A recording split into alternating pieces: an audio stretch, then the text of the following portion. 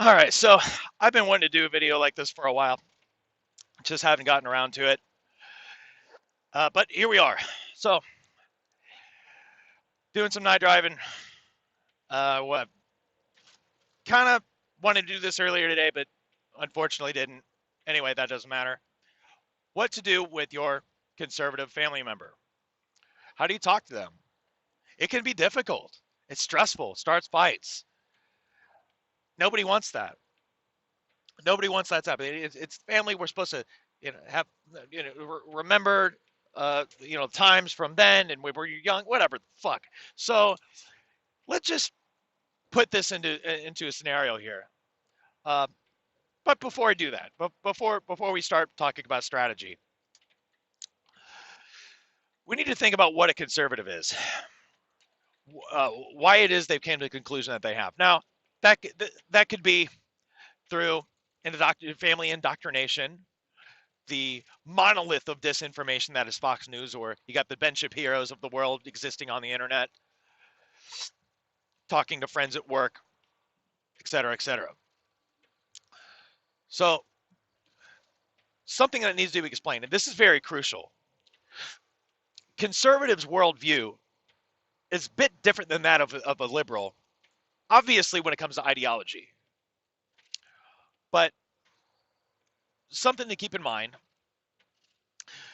conservative ideology is, at its base, factually incorrect.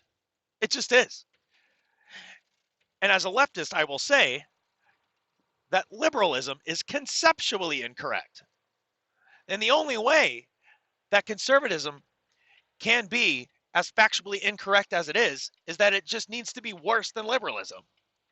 Oh, I know there's a lot of liberals that follow the channel like, oh, how dare you? Well, I'm a communist.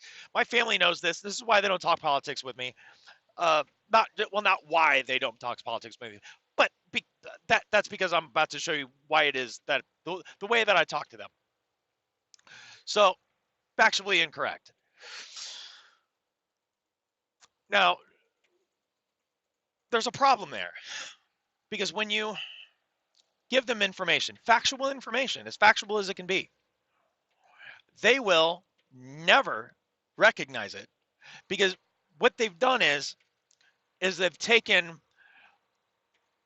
bullshit, nonsense, and they've memorized these things that the Sean Hannitys of the world and all these people on Fox News, etc., have told them. That's just nonsense. It doesn't matter what you say. Then even if they don't even know how to answer it, but change the subject, it'll go to some other thing. You could say, well, of course, healthcare should be a right, and they're like, well, Obama, whatever, to change the subject. That's frustrating. It could be very frustrating arguing with a conservative. So here's a strategy that I'm going to give you that will hopefully be helpful to you and amusing. So, like again, let's go back. Let's put this into a situation. You're at the Thanksgiving table, and you're sitting across from your conservative Uncle fucking Steve or whatever, and you say to Uncle Steve, "Hey, pass the potatoes. Pass the potatoes, please." And he goes, "Okay. So, who are you voting for this year?" You could say, you could say Bernie Sanders, Andrew Yang, Tulsi Gabbard, whatever. Hopefully it's Bernie Sanders. This is my opinion. But don't do that. Don't even give him the privilege. You don't have to say anything. You just go back at him. You have to ask him questions. Don't make a single claim and do this through an entire conversation. Let me explain how this works. They say, who are you voting for? I say, well, who are you voting for? And then likely say the president because he's the incumbent.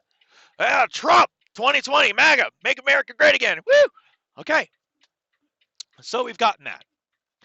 So you expand on it. Well, what is it about Donald Trump that makes him so appealing? And be genuine about it. Actually be genuinely curious as to why your conservative relative wants to vote for Trump. Just be genuine about it. Don't be condescending. Why do you want to vote for Trump? They'll say, well, he's going to build the wall. All right, so we got the wall. Okay, awesome. We got a topic. So You build on it. Well, you could ask this many ways. There's not one right way to ask a question. You could say, well, why do you want a wall? You could say that. You could ask the hard questions. Doesn't matter. Uh, let's just say wall. Okay. So what is it about a wall? Let's just say whether or not we have a wall or don't have a wall. How is that an effective way of keeping people from crossing a border? And how have you came to that conclusion? That is a question, a legit question to ask. And then they have to respond to that. They might respond in they could say, uh, it could be a complex answer. They could give that. That's fine. Then just dig in and ask them questions about that. Or sometimes, this is very often, is what they'll do, is that they will say something that is completely unrelated. Like, oh, immigrants, they're coming in and they're raping and they're pillaging and they're, okay, that's factually incorrect. You could say, well, according to what we understand and the research that has been done, is that American citizens commit more crime per capita than illegal immigrants do. You could say that, but don't give them that privilege. As much as you want to say it, I'm telling you, don't. Because they don't care. They don't give a shit. So I'm going to back into this spot here while I'm talking to you guys. Don't tell them that. Instead, just keep asking them. But you could say, well, that really has nothing to do. If they say, well, the immigrants, they're raping and the pillage, you could just say, well, that has nothing to do with my question. That has nothing to do with how effective a wall is in keeping somebody from crossing a border. So ask them again. Now, this keeps going on. And like I said, you can really discover what a person's worldview is. And I'm going to make sure I'm keeping my windshield wipers quiet here as I'm backing my trailer. You can really discover a lot about a person, and they can discover a lot about themselves with questions. I believe this is like they call the Socratic method, right? I may be wrong about that. I might be right. If I'm not, don't kill me. But it's effective. It works, and it's worked for me. But now, here's another thing that happens, and this is part of the strategy here when it comes to talking to your conservative relative. Make sure that when you do, let's just say that you do agree on something. Like, let's say, for example, marijuana legalization. A lot of people are pro weed. It's like, what is the polling done on this? It's like 70% in favor of legalizing marijuana. So you could use that as an example. Sorry if my truck sounds windshield wipers and blinkers and shit. Okay. So you agree on something, though. Let's say you agree that weed should be legalized. Okay, so obviously you could start making claims at this point. Yeah, of course, the pharmaceutical industry, they're a profit motive. They can't make money off of marijuana. They can't do it. So they just lobby politicians to make sure that it stays illegal, it stays Schedule 1 drug, and state rights can't do anything about it because federally it's still illegal. So they can't do anything.